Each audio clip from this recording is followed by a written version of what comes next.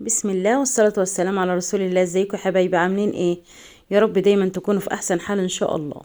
النهارده بقى هنعمل مع بعض ايه. انا جبت فرخه كده من نيال المعارض اللي هي بتاعت اهل رمضان، وقلت اجربها معاكم كده ونشوفها مع بعض واقول لكم رايي فيها، وطلعت طعمها عامل ازاي بالظبط ولحمتها عامله ازاي. لو عايزه تخزني منها او عايزه تطلعي لاهل الخير في كراتين رمضان، فجت لي الفكره دي ان شاء الله باذن الله. يا رب ربنا يعين الكل ان شاء الله ويوسع على الكل. هنطلع باذن الله. فانا قلت قبل ما اطلعها للناس لازم اجربها واشوفها في بيتي الاول، وولادي هيتقبلوها ولا مش هيتقبلوها. فقلت اجيب الفرخه دي كده تجربه، وقلت ايه اعملها معاكم برضه عشان كلنا نستفيد من بعض ان شاء الله، وربنا يوسع علينا وعلى امه محمد اجمعين يا رب العالمين. انا جبت الفرخه كده بسم الله ما شاء الله. وزنها، لا وزنها حلو، وزنها كيلو 300 جرام، ب105. هي في المعارض بتتباع وتقدري تاخدي الكميه اللي انت محتاجاها. جبت الفرخه كده انا هشويها بالتتبيله هعمل لها تتبيله شوي حلوه او جميله، وهنشويها مع بعض. هنشويها مع بعض كمان في البوتاجاز من فوق، من غير فرن ومن غير حاجه. شايفين لحمتها بيضه بسم الله ما شاء الله، زي الطازه بالظبط. والعظميه بتاعتها وردي كده، مش مزرقه ولا حمرا غامق ولا حاجه. لا، العظميه بتاعتها وردي كده. ده مبدئيا كده يعني شكل الفرخه بسم الله ما شاء الله يفتح النفس كده. ما تفرقش حاجه خالص خالص عن الفراخ الطازه اللي لسه مذبوحه. ده في الشكل. وهنعمل كمان مع بعض ايه، هنعمل بديل الرز البسمتي، وبرضه هقول لكم رأيي فيه بالظبط. يا ترى تعمليه في عزايم رمضان ولا ما تعملوهوش في عزايم رمضان، ويا ترى طعمه فعلا زي الرز البسمتي ولا طعمه مختلف. هنشوف الكلام ده كله مع بعض. المهم الفرخة بتاعتنا هنفتحها من الظهر كده زي ما شفتوا معايا، وهنفتح فيها كده على قد ما نقدر طبعا عشان تستوي معانا، عشان احنا هنسويها من فوق. هنفتح فيها على قد ما نقدر بقى ايه اللحم بتاعها. شايفين اللحم بتاعها بسم الله ما شاء الله، لا ولا عظميه زي ولا حوالين العظم ازرق ولا اللحمه غامقه ولا حاجه خالص. ما شاء الله لحمتها فاتحه وجميله جدا. وكمان اللي عجبني فيها انها العظميه بتاعتها وردي كده جميله. وانا جبت كمان ايه، جبت وركين كده فريش يعني طازه، عشان اقارن الطعم ببعض بنفس التتبيله بنفس كل حاجه، واقارن الطعم عشان اشوف انهي الافضل في الطعم. طبعا زي ما انتم شايفين معايا كده اللحمه زي بعضها تقريبا، دي بيضه ودي بيضه. هنبتدي نعمل ايه، نعمل المحلول بتاعها. انا قطعتها كويس جدا وفتحتها كويس جدا، ومليت البوله بتاعتي كده ميه، وحطيت فيها حوالي ربع معلقه خل، وهحط فيها كمان معلقه ملح مليانه كده، ومعلقه سكر. وهبتدي اقلب الكلام ده كله كويس مع بعضه ويخليه يدوب كويس جدا زي ما انتم شايفين معايا كده. وبعدين هاخد الفرخة بتاعتي دي اعمل فيها ايه بقى. هاخدها اغسلها كويس جدا جدا تحت الحنفية الاول بالملح والليمون بقى والخل، واغسلها كويس جدا تحت الحنفية. وبعد كده نيجي نشوف هنعمل ايه.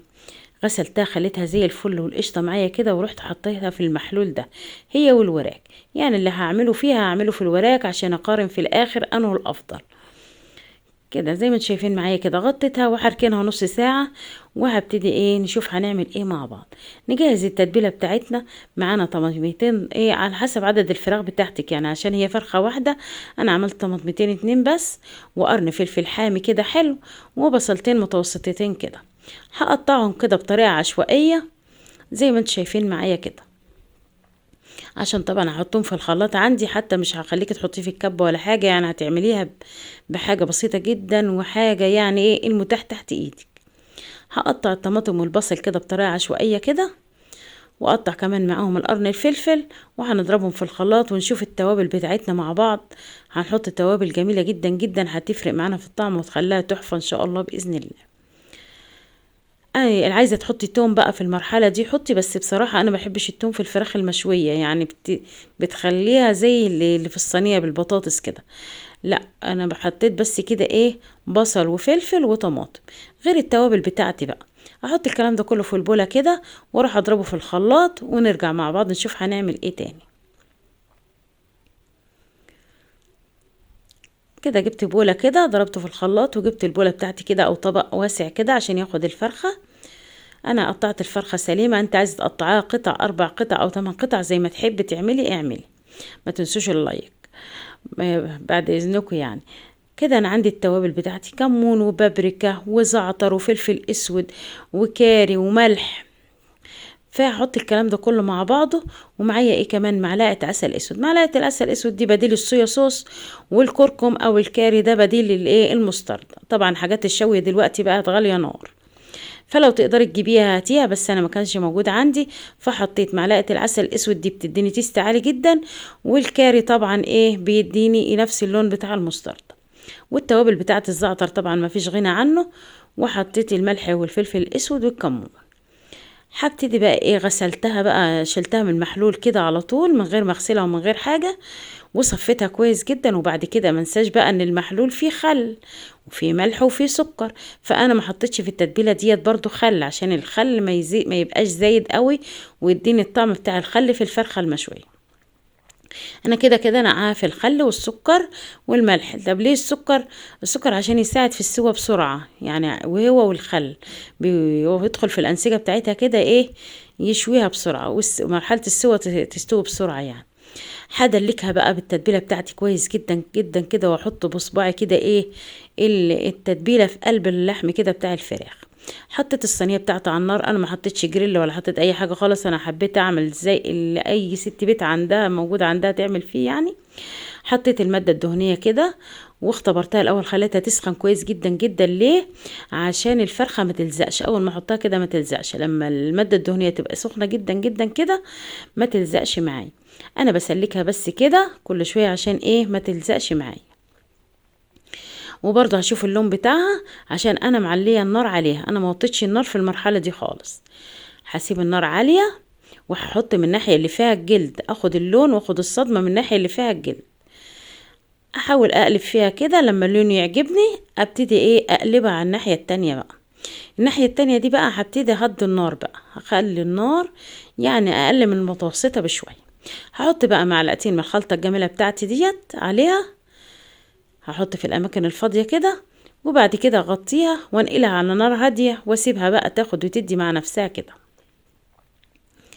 خدت معايا قد ايه على النار؟ خدت معايا حوالي من ساعه الا ربع لساعه. طبعا انت ايه شوفي إيه يعني اختبريها. نزلت الميه بتاعتها، شايفه نزلت ميه ازاي؟ هسيبها بقى عادي خالص تشرب الميه بتاعتها دي كلها تاني، يعني يعني شويه كده وهعلي عليها النار، بس هسيبها لما تشرب الميه اللي نزلتها دي كلها. ابتدي بقى نعمل مع بعض الرز اللي هو بديل الرز البسمتي. حطيت ماده دهنيه كده شويه محترمين يعني، معلقتين كده، ومعايا قرفه وليمون مجفف، ومعايا كركم وملح وفلفل اسود وكمون وايه وشوربه ماجي. خدت القرفه والليمون كده في الماده الدهنيه وقلبتهم لغايه ما يطلع الريحه بتاعتهم كده. وبقى هبتدي احط لسان العصفور بتاعي. يستحب مثلا طبعا ان هي تكون لسان العصفور الملكه او الحبايه الطويله، حتى لو جبتها سايبه تجيب الحبايه الطويله من الراجل. خليتها اتغلفت كلها الاول كده بالماده الدهنيه بتاعتي، قلبتها حوالي 5 دقايق كده، وبعد كده بشرت بصلتين حلوين كده كبار ورحت حطاهم عليها بالشكل ده كده. بصراحه الريحه تحفه، الريحه جميله جدا طالعه بقى. انا يعني دي خطوات الرز البسمتي، بس الرز البسمتي طبعا ب60 و65 دلوقتي، وساعات بيوصل ل70 جنيه، فالناس بتقتصد وتجيب ايه لسان العصفور تعمله. حطيت بقيه التوابل بتاعت الشوربه والحاجات دي، وبغلي ميه جنبي، وبعدين حطيتها كده عليها. زودتها قد ايه يعني؟ حطيت لسان العصفور وزودت عليه عقلة صباع كده، خلي قيمة عقلة صباع ميه على لسان العصفور، ومعايا ربع معلقة زعفران عشان تزود اللون وتعزز اللون بتاعي، تخلي اللون بتاع لسان العصفور اصفر كده زي الرز البسمتي. قلبت كله في بعضه كده وغطيته، وسبت النار عالية عليه. دلوقتي هبتدي احطه على العين التانية، واجيب الفراخ على العين دي عشان تبقى قدام الكاميرا يعني.